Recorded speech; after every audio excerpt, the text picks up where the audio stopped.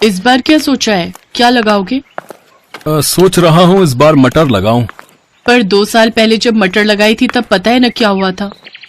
हाँ हाँ याद है, आधी मटर खराब हो गई थी, लेकिन तब तो उसमें कीड़ा लग गया था ना।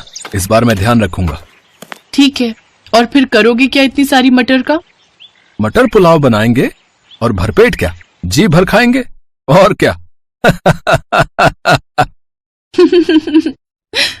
राम की बात सुनकर उसकी पत्नी नंदिनी भी हंस दी। सर्दी का मौसम आने वाला था, तो इस बार राम ने तय किया कि वो अपने खेतों में मटर लगाएगा। उसने बड़ी मेहनत से खेत को तैयार किया और मटर के बीज भी बो दिए। कुछ दिनों बाद पहले पौधे आए और फिर उन पर हरी हरी मटर लगनी भी शुरू हो गई। हर गुजरते दिन के साथ अपनी भरी पूरी फसल को देखकर राम फूला नहीं समा रहा था। नंदिनी, ओ नंदिनी, चलो जरा, तुम्हें कुछ दिखाना है। पर अभी बहुत काम है। अरे ये काम तो होते रहेंगे, तुम चलो मेरे साथ। इतना कहकर राम ने नंदिनी का हाथ पकड़ा और उसे लेकर सीधा अपने खेत पहुंचा। खेत देखकर नंदिनी के चेहरे पर भी मुस्कान आ गई। पूरा खेत हरी भरी मटरों से भरा हुआ था। ऊपर वाले की कृपा से बहुत बढ़िया फसल हुई है इस बार। तुम देखना नंदिनी, इस बार खूब अच्छे पैसे मिलेंगे इन मटरों के। मैंने सोच लिया है, पैसे आते ही सबसे पहले घर की छत सुधरवाऊंगा। और कोई खर्चा है क्या?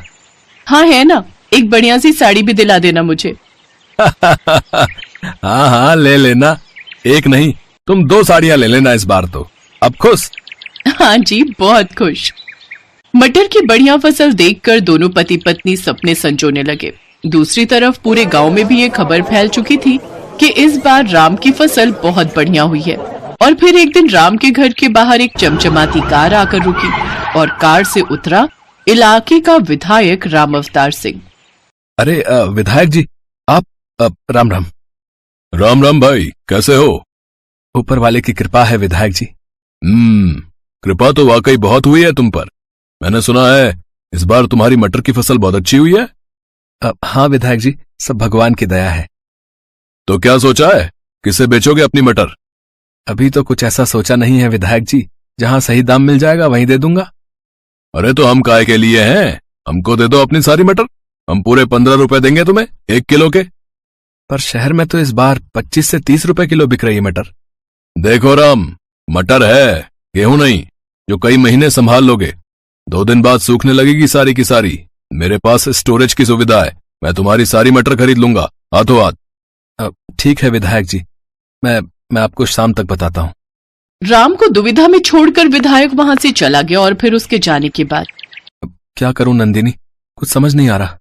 ये विधायक हम गरीब किसानों का हमेशा फायदा उठाता है। हमसे कम पैसों में फसल खरीदकर शहर में ऊंचे दामों पर बेचता है। मेरी मानो तो आपको कुछ और लोगों से भी बात करनी चाहिए। इतना आसान नहीं है नंदिनी, रामावतार की मर्जी के बगैर कोई व्यापारी मेरी मटर नहीं लेगा। उससे कोई बैर नहीं लेना चाहता, और मुझे डर इस बात का है कि अगर सारी मटर यहीं सड़ गई तो 1 पैसा नहीं मिलेगा। हाँ, अच्छा तो फिर क्या कर सकते हैं? विधायक जी की नजर हमारी फसल पर है, तो बेचनी तो उसे ही पड़ेगी। अच्छा सुनो, अब खाने में क्या बनाया है? गर्मा गर्म मटर पुलाव है जी। अरे वाह, तो जल्दी से ले आओ फिर, बड़ी भूख लगी है। पिछली बार राम ने अपने खेत में धान बोए थे और उस बार भी उसकी फसल अच्छी हुई थी, तो घर में चावलों की कमी नहीं थी। और जब इस बार मटर आई तो नंदिनी ने सबसे पहले मटर पुलाव बनाकर ही राम को खिलाया, क्योंकि मटर पुलाव राम को बेहद पसंद भी था। जब राम और नंदिनी खाना खा रहे थे तभी उन्हें बाहर से शोर सुनाई दिया। लोगों के चीखने चिल्लाने की आवाजें आ रही थी।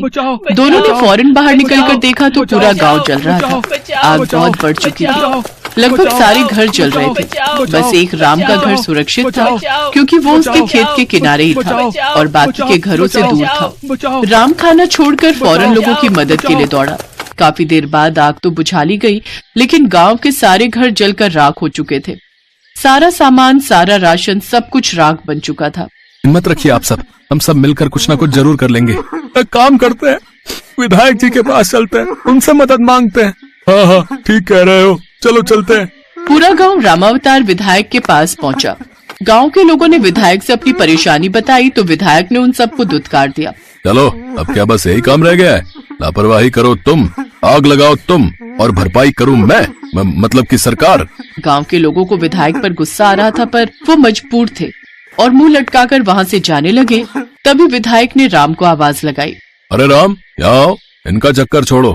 तुम्हारी फसल तो ठीक है ना? हाँ जी, मेरी फसल तो बिल्कुल सुरक्षित है। हाँ तो एक काम करो, 16 रुपए ले लेना भाई, लेकिन अब जल्दी सौदा पक्का करो और सारी मटर यहाँ पहुँचाओ, समझे? विधायक जी माफ करो, लेकिन मैं आपसे कोई सौदा नहीं करना चाहता। अच्छा, तो क्या करेगा मटर का? है किसी और को मैं तुझे बेचने नहीं दूंगा।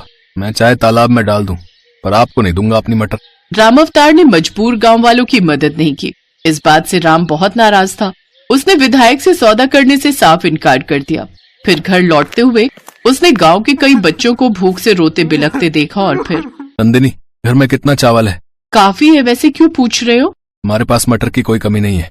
तुम एक काम करो, मैं कुछ लोगों को साथ लेकर एक बड़ा चूल्हा बनाता हूँ और तुम गांव की औरतों के साथ मटर पुलाव बनाने की तैयारी करो, सबके लिए। जब तक मेरे घर में मटर और चावल का एक भी दाना है, मेरे गांव का कोई बच्चा भूख से नहीं रोएगा। लेकिन फिर हम लोग? अपने बारे में बाद में सोचेंगे नंदिनी, फिलहाल गांव के बारे में सोचना है।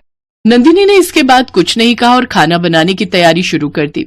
अगले कुछ दिनों तक नंदिनी की रसोई में ढेर सारा मटर पुलाव पकता रहा और गांव के लोगों की भूख मिटाता रहा। पूरा गांव राम और नंदिनी को दुआएं दे रहा था। लेकिन फिर धीरे धीरे राम के घर चावल और मटर खत्म होने लगे और राम और नंदिनी सोच में पड़ने लगे। तभी एक दोपहर को कुछ ऐसा हुआ जिसकी उम्मीद किसी को नहीं थी। अरे मुख्यमंत्री साहब, आप मुझ गरीब के घर।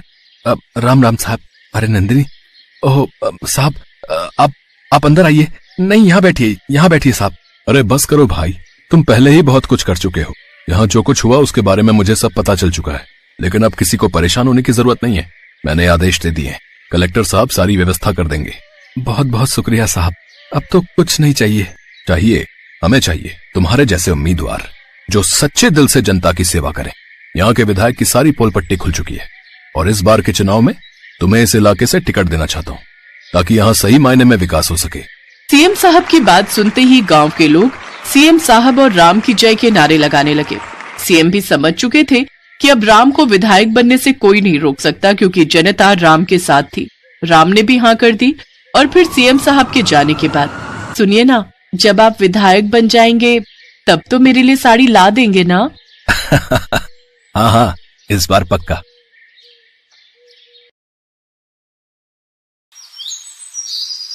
कड़ाके भरी ठंड में ब्रजेश जंगल में कांपते हुए लकड़ियां काट रहा था कि तभी तेज आंधी तूफान चलने लगा और एक बड़ा पेड़ ब्रजेश के ऊपर आ गिरा, जिसके नीचे दबकर ब्रजेश की रीढ़ की हड्डी टूट गई और उसकी मौत हो गई। अपने पीछे वो पत्नी सविता और 2 बेटियां मालिनी और सानवी को छोड़ गया। लेकिन कुछ दिन बाद ही ज्यादा चिंता करने के कारण सविता का ब्लड प्रेशर हाई हो गया, जिस कारण उसके सर की नस फट गई और उसकी भी मौत हो गई।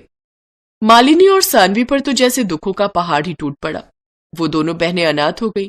सानवी ने अपनी बड़ी बहन मालिनी से कहा, दीदी अब हमारा क्या होगा? बिना माँ बाबा के हम कैसे रहेंगे? तू चिंता मत कर छोटी, मैं हूं ना, हम दोनों ही एक दूसरे का सहारा बनेंगे। ऐसे ही कुछ दिन बीत गए। बाहर ठंड पड़ती जा रही थी। वो दोनों बहनें अपनी झोपड़ी में बैठी रहती। उन दोनों बहनों का जैसे तैसे खाने का गुजारा चल रहा था। एक रोज जब बाहर तेज ठंड थी तो मालिनी और सानवी अपनी झोपड़ी में बैठकर आग ताप रही थी। तभी सानवी ने मालिनी से कहा, दीदी जब माँ बाबा थे तो कितना मजा आता था ना। पापा सर्दियों में हर हफ्ते मुर्गी लाते थे और माँ उसका हांडी चिकन बनाती थी। माँ के हाथों के हांडी चिकन खाने की बहुत याद आती है दीदी। क्या अब हमें कभी वो नसीब नहीं होगा? होगा मेरी बहन, जरूर होगा। वो जंगल वाले अंकल ने कहा था ना कि सरकार बाबा की मौत का कुछ मुआवजा हमें देगी। चल उनसे मिलकर आते हैं। वो दोनों सरकारी अधिकारी के पास जाते हैं। देखिए, सरकार का कहना है कि ब्रजेश की मौत प्राकृतिक वजह से हुई है, इसमें डिपार्टमेंट की कोई गलती नहीं, इसलिए उन्होंने तो मुआवजा देने से इनकार कर दिया है।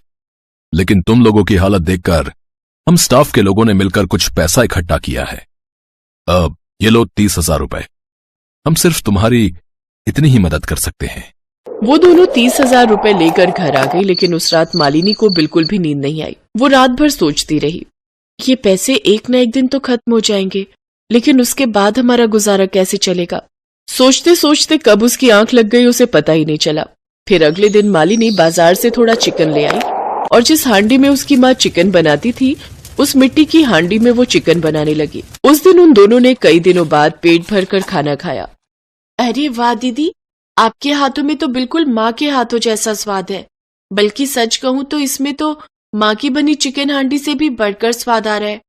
वाह वाह, इस ठंड में तो आज चिकन हांडी खाने का मजा ही आ गया। काश तुम्हारी हांडी चिकन की दुकान होती तो मैं दिन में कई बार खाती। उसकी ये बात सुनकर मालिनी को एक आइडिया आया और उसने जरूरी सामान खरीदा। फिर ठेला लगाकर हांडी चिकन बेचने लग गई। आइए आइए, स्वादिष्ट हांडी चिकन खाइए। अरे वाह बच्चों, तुमने भी काम शुरू कर दिया। बढ़िया है, बढ़िया है। वैसे कितने की है ये प्लेट? हाँ काका, घर चलाने के लिए कुछ तो करना ही पड़ेगा ना। 40 रुपए का है हांडी चिकन, लगा दूं? हाँ हाँ, जरूर जरूर।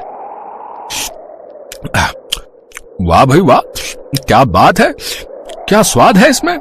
ऐसे दोनों बहनें भरी ठंड में सारा दिन खड़े रहकर हांडी चिकन बनाती।